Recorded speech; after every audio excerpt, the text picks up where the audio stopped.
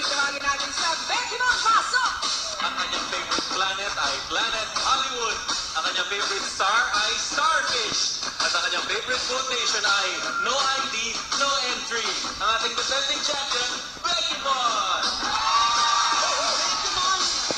Nawala kayo na bilang pinatawag si Chocolate. Ang bilis sumagot nito. Tingnan natin yan kung uubra sa ating bagong challenger. Pasok! Ang kanya namang favorite planet ay Planet of the Apes. Favorite star niya ay Star Apple. Ang kanyang favorite quotation ay God knows who does not pay. Ang ating challenger, Jobber! Jokers, welcome sa Philippine Genius. Pero bago ang lahat ng yan, kayong dalawa, kung sino man sa inyo ang mananalo, makakatanggap ng gift pack mula sa Smart Steps dahil ibang mag-alaga ang isang mabuting ina. Maaaring niyo ibigay ito sa inyong mga mahal na ina. At ang ating mananalo defending champion ng Feeling Genius ay mag-uwi naman ng 10,000 pesos. Okay? Becky Man? Bongga yan. Okay. Hindi kaya sa nanay ko. Yes. Sa maglabay. Jobber, ready ka na ba para kay Becky Man? Oo, ready. Ready ka na. Parang swabing-swabi ka lang ngayong araw na ito, ha? O, hawakin na natin ang ating mga buzzer. Hawakan na Ayan. po natin Alam mo ba yan. yan gamitin ko yung Jopper? Oo naman, pag hindi ko na pinili. Ganon. Ayan. Ops, testing natin. Andali. Becky Mon, pinipindot mo pa ba? Okay, go. Kuya Jobber. Yan. Oo. Unahan lamang po yan hintayin ng pagtawag sa inyong pangalan bago kayo sumagot. Question number 9 for 2 points. Kung ang isang eroplano na may sakay na 7 tao ay nag-crash sa mismong sa border ng Amerika at Canada, saan dapat ilibing ang 7 survivors? Yes! Jobber Kung saan nila gusto. is wrong. Yes, Becky Mon Kung taga saan sila. is wrong. Saan? Hindi, wala pong ililibing dahil hindi inililibing ang 7 survivors. Ang survivor ba? Yes, hindi kayo nakikinig. Kuya Jopper. Ay, siguro siya ako sa'yo. Ano ba naman yun? Isang survivor pala. Naku po, dito natin malalaman kung kayo ay marunong makinig ng mabuti. Kaya listo tayo. Question number 99 for 2 points. Kaya na. Kung kilala mo si Boy Abunda, sa ang probinsya ba si Kuya Boy? Tito Boy? Yes, Beckmon. Leyte. Summer. Leyte Samar is correct, Samar. That's a 2 points. 1, 2. Okay. Tito Boy. Yes, mahal natin na si Tito Boy. Tama. Yes, dahil nakaabante na si Beckman, dire-diretso tayo. Question 86 for 3 points. Maaari kang humabol, Jobert. Kung alam mo ang parts ng human body, ayon sa bugtong, ano ba ang malayo kung tuwid kung tiklop ay malapit? Yes, Jobert. Tingin. Is wrong. Siyempre, tumawad ako sa kanya. Hindi ko din naman alam. Ano, Becky? Kamay? Kamay is wrong. Pero nasa may parte ng kamay ito. Ang tamang sagot ay braso. Malayo, malapit. Okay? Malayo kung tuwid, malapit kung tiklop. Okay. Teka lang. Dito lang ako. Hintayin kita, Kuya Jopper. Okay, for 2 points. Question 114, kung televiewer ka ng ABS-CBN, saling TV comedy show nang gagaling ang expression na Esmiski! Yes, Beckmon! Ang TV is correct, Beckmon! 2 points! Tagal na doon, ha? Wala lang, Esmiski! Oo. Kasi iba yung generation yan. Ano yung generation Hindi niya? niya nabutan yung ano. Ano bang generation na po? Anong nabutan mo na ano? God show, mga ganun sa bata. Tuwing banana. Bata ka pa? Bananas. Toy banana. Question 82 for 1 point. 1 point lamang ito. Kung speechless ka, anong sign of affection ang pwedeng gawin ng pa-flying? Yes, Jobber. Kiss. Kiss is correct. 1 point. One lang dito. Hindi, doon ka one. Huwag kang umaabati agad ha. Parang ko siguro. Inatapakan ko lang. Kilala kita po yung Jobber. Ako ha. Okay.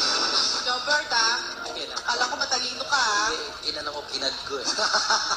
Kala ko matalino ka, naiiwan ka ni Becky, ha? Partido. Question number 7. For 3 points ito, makakahabol ka, Jobber, pag nasagot mo ito.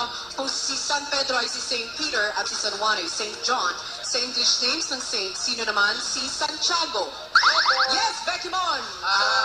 Becky Mon. Santiago. Oh my God. Yes, Jobert. Santiago, saint. Saint. Ano mga saint? Saint Tiago. Tiago, akyat na alala. Saint James. The correct answer is Saint James. Santiago ay mula sa Spanish name na San Diego. Ang Diego ay James. Okay. Ano bang nangyayari sa ating dalawa? Okay lang, maganda yung laban. Okay. Question number 95 for 1 point. Kung kabisado mo ang features ng mukha mo maliban sa ilong, alin feature ng ating mukha ang walang pares? Yes, Becky Mon. Bibig. Bibig is correct, Becky Mon. 1 point. Alas dalawa bibig mo, gano'n. Dalawang bibig mo, yan lang. Ano ba ang nangyayari kay Jobber? Hindi na kamahabol. Hindi kasi ako sa pink. For 3 points. For 3 points, question 87. Kung alam mo ang mga states ng United States, anong tawag natin sa bakal na ikinakabit ng sapatero sa may takong na sapatos? Yes, Jobber. Boston. Na pangalan din ng isang state sa US. Boston is correct, Jobber. 3 points. 1, 2, 3. Right, yung Jobber, teka lang. Isa na lang ang lamang sa'yo, Becky. Dali na ako yung Jobber. Boston. Ako yung ako nilang pawisan kay Chocolate. Pinapawisan ako sa'yo, Kuya Sa Jobber. letra pa lang yung tinatanong ni Tori, nasagot ko na eh. Sige. Oh. Hindi ikaw na. Question 40. For 2 points. Kung mahusay ka sa spelling, ha, pakinggan yung mabuti ang sasabihin ko. Spell, nagkakandara pa. Yes, Becky Mon. Nagkakandara pa.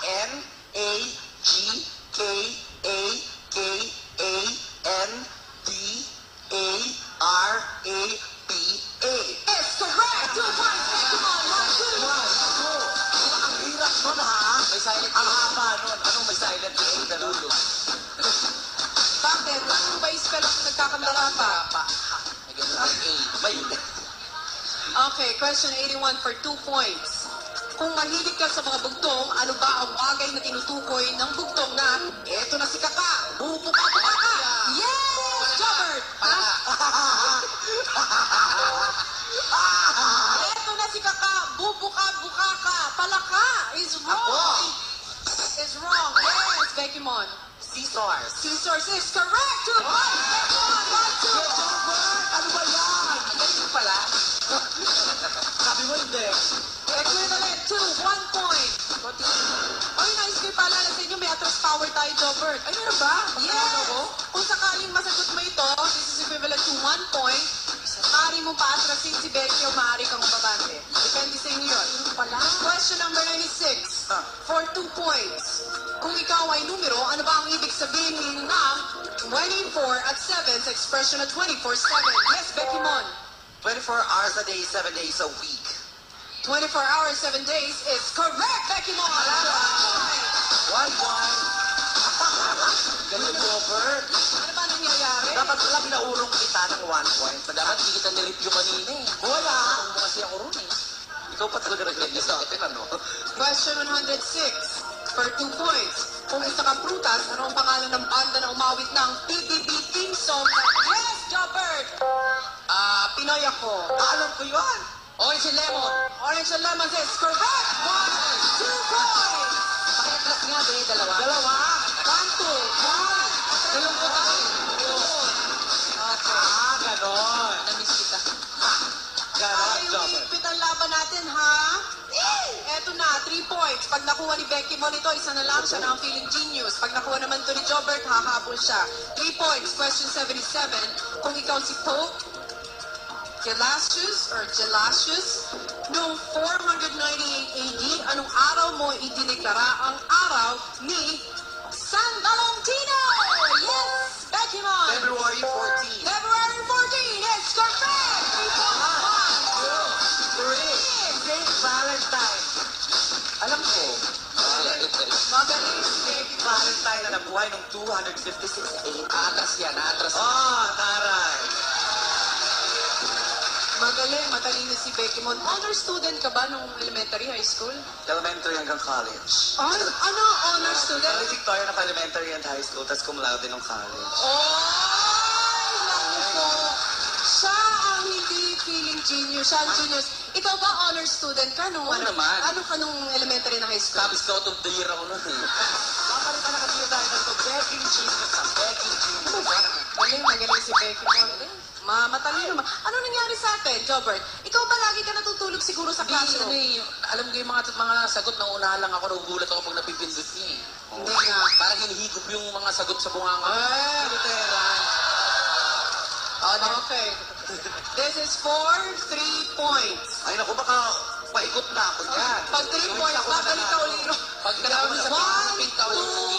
1, 2, 3. Ay, Jobert, sige sa'yo na lang yan. Di ba? Kasi pag sinagot ko yan, Ayaw, ganun. oo. Yes, hindi.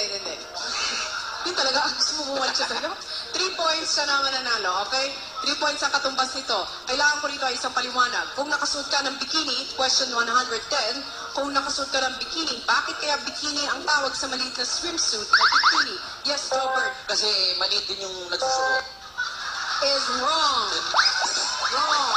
That is wrong. Yes, Becky. Hindi ko narinig yung sagot. Nakikinig. Sa basic ko lang sinasabi. Okay, bakit bikini ang tawag sa maliit na swimsuit na bikini?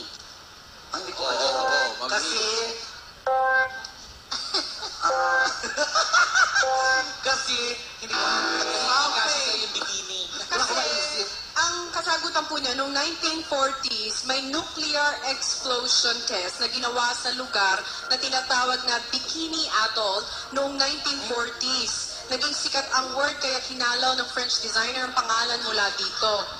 Sabi na nga ba eh. Haba, no? Ayun talaga hindi natin yung masasagot. Kahit nabasa ko lang, di ba tayo?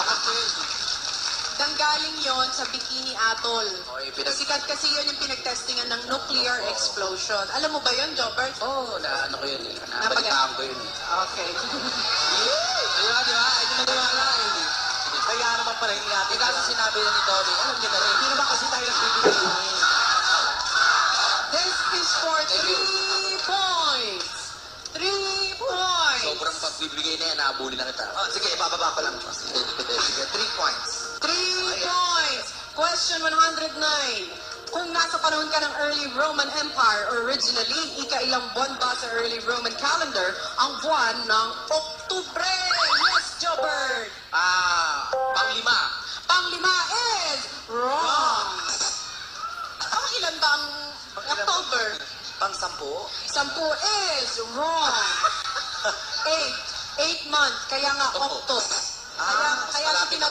Kaya po siya tinawag na Octo dahil 8 nadagdagan kasi ng 2 extra months ang Roman calendar. Kaya ngayon, naging ika-10. Ayan. Yung Roman calendar, pang-8 siya. Dahil nadagdagan ng 2 buwan, naging Naging ika-10 pang-10 na siya. Yes. Seminar pala to. Ano ba yan? Namalas ako. For 3 points, Becky Mon. Jobert, question number 98. Kung kabisado mo ang nobela ni Rizal, sino ang anak ni Sisa at kapatid ni Basilio? Yes, Jobert! Simon!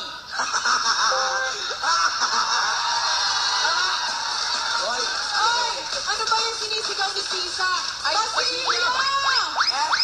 Crispin! Oh, yun ang sinisigaw ni Sisa. Basilio! Crispin! Is correct! Tapos na ulit ang laban dahil panalo muli.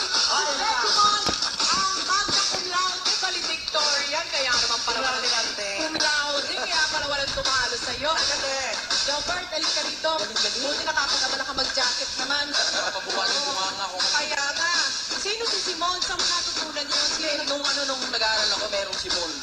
Pari din yun. Community hindi tayo Ang maalam. hanap ni Sisa, si Simon. Nagtitinda kasi ng balot yun, kaya lagi wala sa eksena eh. Okay,